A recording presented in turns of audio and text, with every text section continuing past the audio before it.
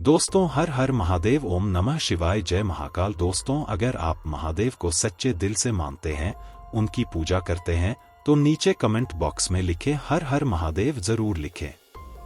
जिससे कि आपकी हर मनोकामना जल्दी जल्दी पूरी हो जाए। दोस्तों, आज के इस वीडियो में हम आपके पूज्य गुरु जी के अनुसार बहुत ही अचूक और रामबाण उपायों के बारे में आपको बताएंगे, जैसे कि मुख्य द्वार पर जल छिड़कने का सही समय क्या होता है और सही विधि क्या होती है, मुख्य द्वार पर किस समय हमें जल छिड़कना चाहिए, क्या मुख्य द्वार पर जल छिड़कने के लिए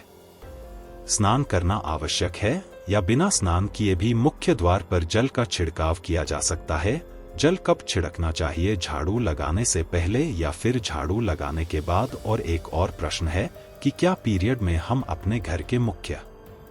द्वार पर जल का छिड़काव कर सकते हैं या मुख्य द्वार पर दीपदान कर सकते हैं। और आपका जल से ही जुड़ा हुआ एक और प्रश्न है कि मंदिर में जो प्रतिदिन हम एक लोटा जल रखते हैं, उस जल का हमें क्या करना चाहिए, किस प्रकार इसका प्रयोग करना चाहिए, क्या उसे खाने में हम प्रयोग कर सकते हैं या फिर हम किसी पौधे में डाल सकते हैं, जल का उपयोग किस प्रकार से होना चाहिए। और मुख्य द्वार पर जल छिड़कने से संबंधित आपका अगला प्रश्न है कि कई ऐसे लोग हैं जो कि फ्लैट में रहते हैं, कुछ ऐसे लोग हैं जो कि किराए के मकान में रहते हैं, एक ही कमरे में रहते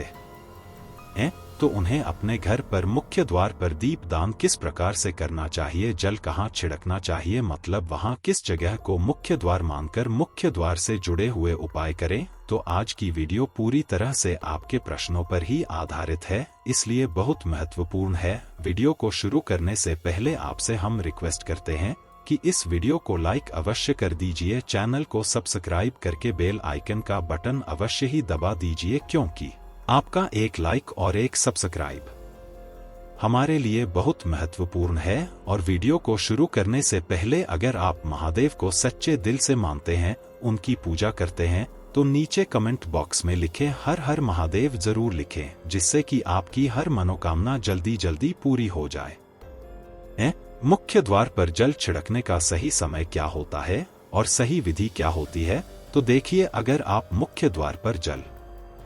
रखते हैं तो आपको ध्यान रखना है कि जल आप एक दिन पहले ही, मतलब रात को सोने से पहले, एक पात्र में, कोई भी आप पात्र ले सकते हैं, जैसे कि आप एक तांबे का भी पात्र ले सकते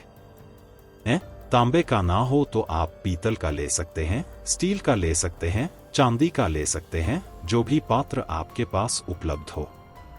एक लोटे में थोड़ा सा गंगाजल डाल दीजिए और उसके ऊपर शुद्ध जल भर दीजिए। और हाँ, गंगाजल ना हो तो भी परेशान होने की आवश्यकता नहीं है, सिर्फ शुद्ध जल से भी आप पात्र को भर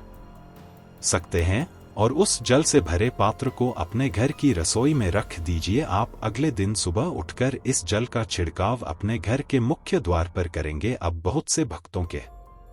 प्रश्न आए हैं कि क्या हम शाम से पहले यह जल छिड़क सकते हैं या फिर स्नान करना आवश्यक है। देखिए, मुख्य द्वार पर जो सुबह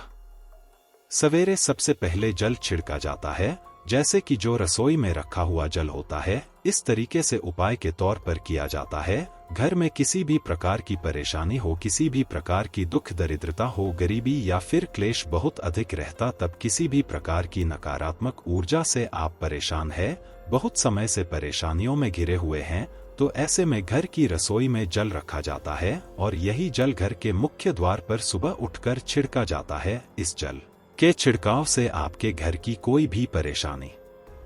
हो बहुत शीघ्र समाप्त हो जाती है। इस उपाय को करने से आपके घर में सुख समृद्धि भी आती है, कलेक्ट देशों से भी मुक्ति मिलती है, बीमारियों से मुक्ति मिलती है। मत देखिए, किसी भी प्रकार की मानसिक परेशानी हो, शारीरिक परेशानी हो, आर्थिक तंगी हो, क्या आपके घर में कोई वास्तु दोषों, किसी भी प्रकार का ग्रह दोषों, जैसे कि कई बार ऐसा होता है कि कई लोगों के ऊपर कई प्रकार के बुरे ग्रह दोषों का प्रभाव होता है, जिसकी वजह से घर में परेशानियां हमेशा बनी रहती है। ग्रह दोषों के प्रभाव से भी आपको मुक्ति मिलती है, वास्तु दोष और पितृ दोष भी समाप्त होता है। इसके साथ ही जैसे कि बहुत से लोगों के प्रश्न होते हैं कि उनके ऊपर किसी ने कुछ कर दिया है, उनके परिवार में किसी भी प्रकार की पहले कोई परेशानी नहीं थी, अभी कुछ समय से परेशानी और लगातार आती ही जा रहे हैं, और परेशानी से निकलने का कोई रास्ता नहीं मिल रहा है, तो किसी के भी किए कराएं तंत्र मंत्र का प्रभाव, किसी की बुरी नजर का प्रभाव हो तो भी आपके इस उपाय से मतलब इस एक लोटा जल आपकी परेशानी स्वतः ही कुछ दिनों में समाप्त हो जाती है। तो यह घर की सभी परेशानियों से मुक्ति पाने का रामबाण और सबसे सरल सबसे आसान उपाय होता है, जो हमारे साथ तो इस वीडियो में शुरू से लेकर अंत तक बने रहे। आप अपने घर की रसोई में एक लोटा रात में भरकर जल रखें और प्रातः काल जल्दी उठकर उसी जल से अपने घर के मुख्य द्वार पर छिड़काव करें। अब जैसे कि बहुत से लोगों के प्रश्न आते हैं कि यह जल हम किस समय अपने घर के मुख्य द्वार पर छिड़कना चाहिए, तो देखिए, सुबह सूर्योदय होने से पहले इस जल का छिड़काव आपके घर के मुख्य द्वार पर हो जाना चाहिए। अब चाहे इसके बाद आप किसी भी दूसरे जल से अपने घर के मुख्य द्वार जो होते हैं उन पर बाद में भी कर सकते हैं, कोई समस्या नहीं है, लेकिन इस जल का छिड़काव घर के मुख्य द्वार पर सूर्योदय होने से पहले करना है। और अब जैसे आपका अगला प्रश्न है कि क्या हमें स्नान करके इस जल का मतलब मेन गेट खोल दीजिए और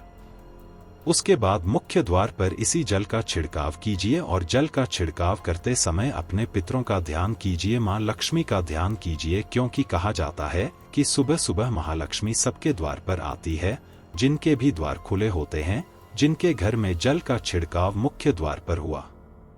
रहता है, उसके घर में वह प्रवेश कर जाती है। तो मां लक्ष्मी का अपने मन में ध्यान कीजिए। एक तरह से आपको प्रार्थना की है कि मां लक्ष्मी, आप मेरे घर में प्रवेश करें, मैं आपका स्वागत करने के लिए तैयार हूं। और इसके बाद अपने पितरों का ध्यान कीजिए, क्योंकि हमारे घर की जो दहलीज होती है वहीं पर पितरों का वास माना जाता है। दहलीज पर जल के छींटे देते हैं तो आपके पी बहुत तृप्त हो जाते हैं, प्रसन्न हो जाते हैं और उनका आशीर्वाद भी आपको प्राप्त होता है। तो सुबह जब आप जल्दी उठेंगे तो इसके लिए स्नान करने की आवश्यकता नहीं है, बिना स्नान किए भी कर सकते हैं। और अब आपका अगला प्रश्न है, क्या झाड़ू लगाने के बाद हमें जल का छिड़काव करना चाहिए या फिर झाड़ू लगाने से पहले भी जल का छिड़काव कर सकते हैं? तो देखिए, जैसा मैंने आपको पहले ही बताया, सोकर उठने के बाद सबसे पहला कार्य जो आपको करना है वह जल का छिड़काव ही करना है। उसके बाद आप झाड़ू लगा सकते हैं, लेकिन एक चीज का ध्यान रखिए, जब हम सोकर उठते हैं तो सबसे पहले बिस्तर पर बैठे होते हैं, अपने दोनों हथेलियों को जोड़कर पूरी हथेली को देखा जाता है, उसमें मां लक्ष्मी का ध्यान किया जाता है। उसके साथ ही पंच देवताओं का ध्यान किया जाता है। पंच देवता कौन कौन से होते हैं? मां दुर्गा, भगवान शिव, भगवान श्री विष्णु, गणपति, गजानन और भगवान सूर्य देवता। सभी देवताओं का ध्यान हम अपने हाथों की हथेलियों में ही करते हैं। तो दोस्तों, अगर आपको यह उपाय अच्छे लगे हो तो फटाफट से इन्हें लाइक करें, शेयर करें और नीचे कमेंट बॉक्स में सच्चे मन से हर हर महादेव या श्री शिवाय नमोस्तवम जरूर लिखें, जिससे कि आपकी जो भी मनोकामना उसे महादेव जल्दी से जल्दी पूरा कर दें। मुख्य द्वार पर जल छिड़कने का सही समय क्या होता है और सही विधि